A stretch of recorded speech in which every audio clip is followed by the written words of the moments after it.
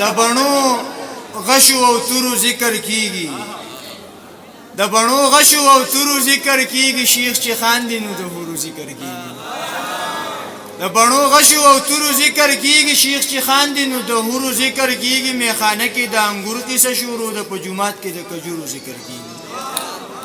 میخانه کې د انګور قصه شروع د په جومات کې د کجورو ذکر کیږي او نوې نظم مې نوې نه جوړ دی خو لکه ویلې مې چرته نه دی کنه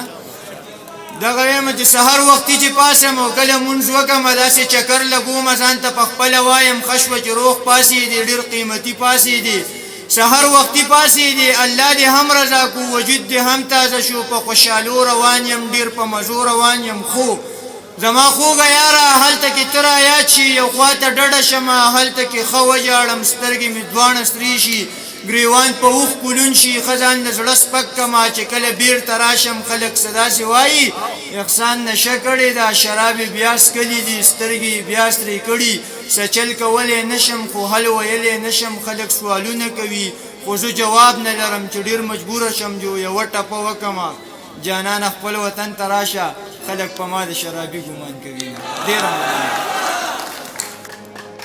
نه چاته بغض نه کې نه ساتمه زه خو زړه سمه آینه ساتمه